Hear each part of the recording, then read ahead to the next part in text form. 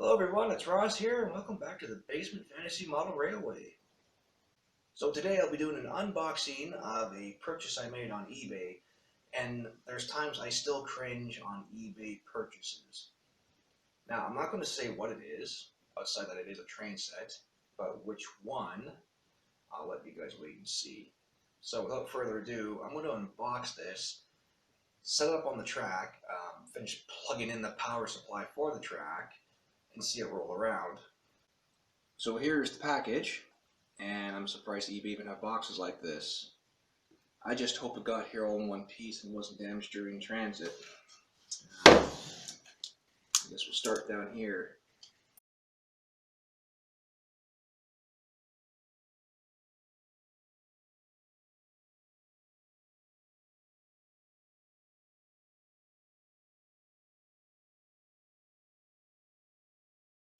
And here we are, the Camelback Canadian Pacific train set.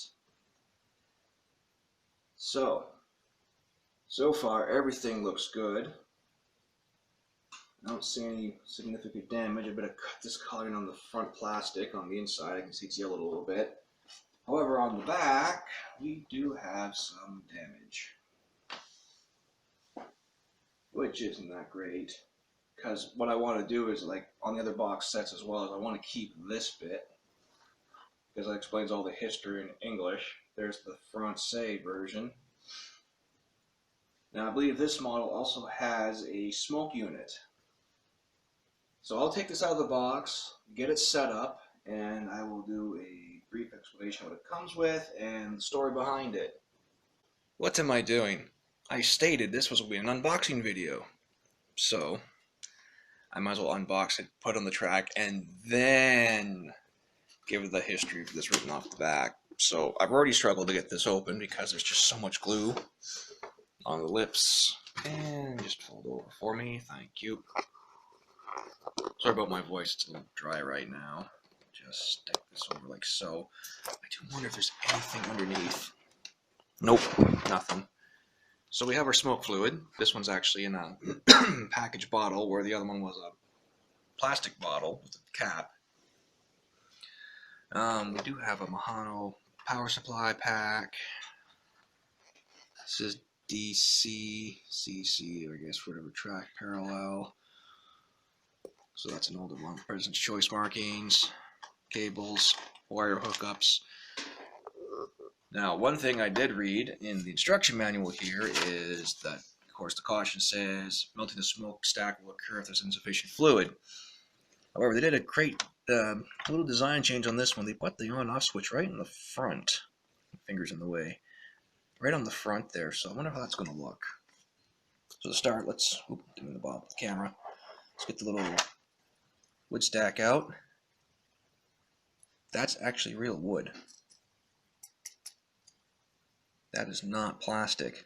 So that's a nice use of a tree branch. And I think that's a little plastic chain, so I want to be very careful with that. Did we get a good view on that? Somewhere, right? We have, I guess would be a livestock car. Well, look at the undercarriage detail. Isn't that something?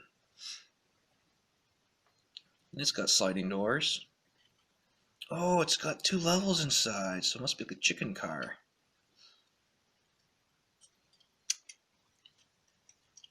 This door doesn't want to slide closed now. Come on, there we go. We have a little Canadian Pacific oil tanker car with under chassis detail. I guess this would be the mail van. Also with sliding doors. That's pretty slick. We have the commemorative 15 years caboose, basic under detail. Stick it over there. And lastly, but not least, the Camelback. Oh, and this one appears to be already assembled. Just want to carefully take this out without breaking anything, because the whole shell is plastic.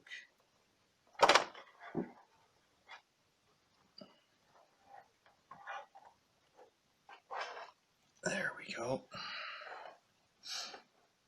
Isn't she a beauty? Little swivel bell on the back. There's quite a bit of weight in this locomotive. It's even got little metal release couplers on the front and the back. You can see the back too well. So let's get her hooked up and see what happens.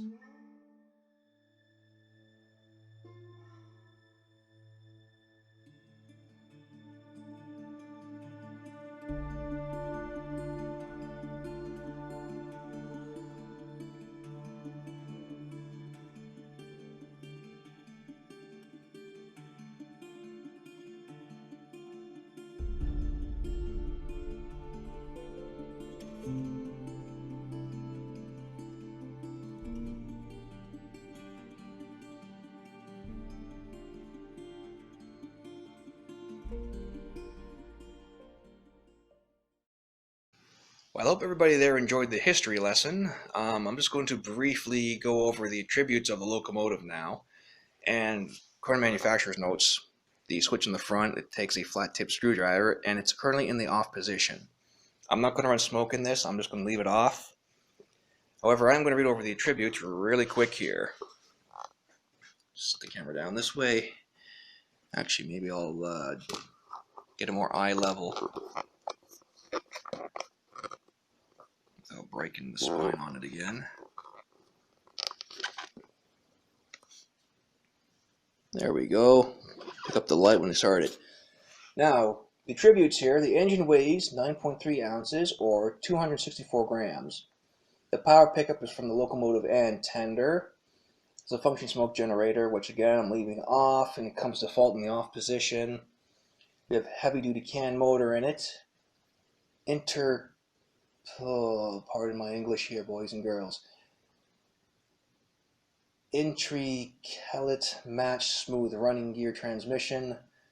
Functional nickel-plated coined brass driving rods. That's nice to know. Metal boiler hand railings, which we do have. The rest of it's plastic. Metal coupler lift bar on local pilot deck and rear tender, which we see here, and I think I showed the back off.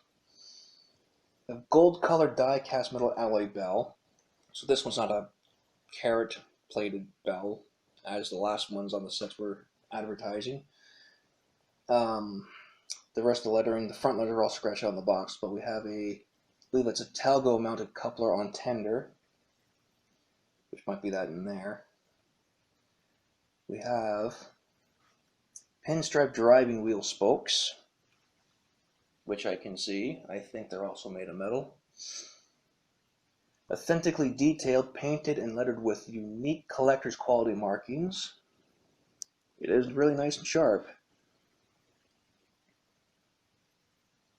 I'll get this in a little bit of zoom. Hopefully we can see it.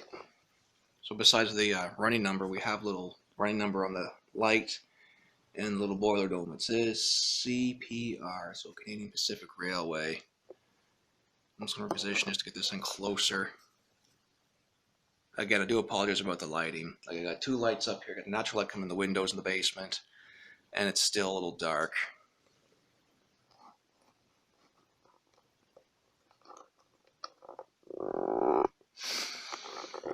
And lastly, we'll operate on 46 centimeter, 18-inch radius track layouts.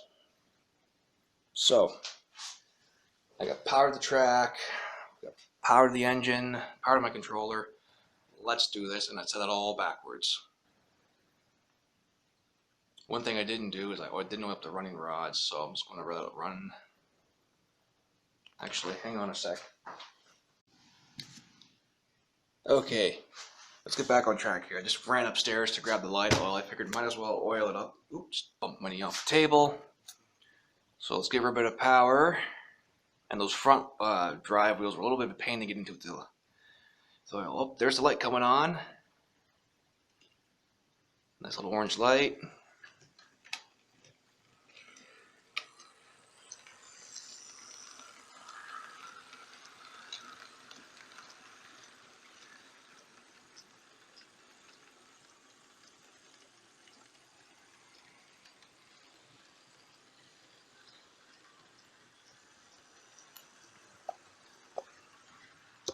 right out of the box.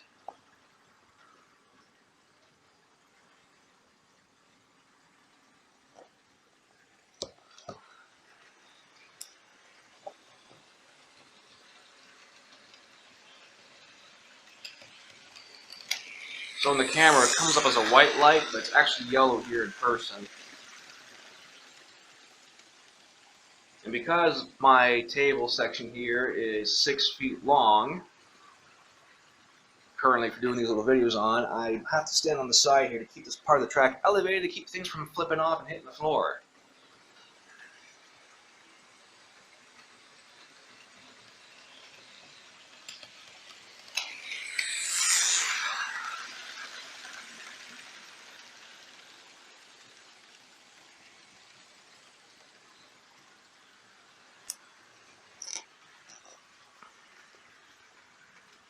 Get this down.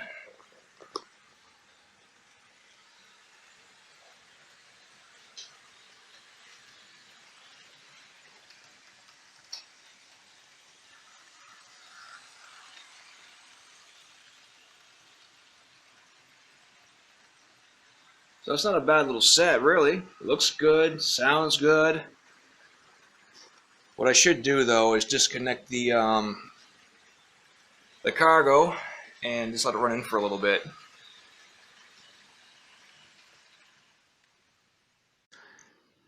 So I have let the locomotive run in for a little bit forwards and backwards.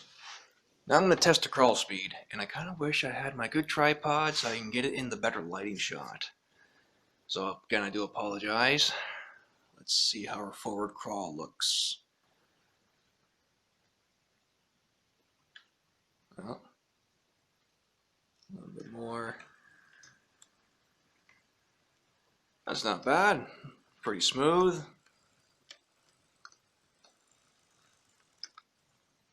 And she stalled right there. Well, I'm pretty sure if I gave her more than 10 minutes one way each, it'd be a little better. There's her backwards crawl. Stall a little bit there, a little more power. It'd also be my steel track. I did clean it up, but still, you know, I don't use it enough right now because of all the table construction. But there's her crawl speed steady backwards. Whoops. Didn't even change direction snap like that. I did a bad thing. Don't do that at home, kids. That's how you wreck your motors.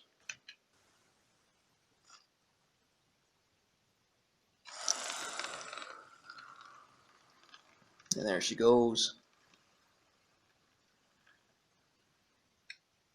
Overall, I'm really impressed with the locomotive. So I'm going to do a few more little flyby shots with the cargo.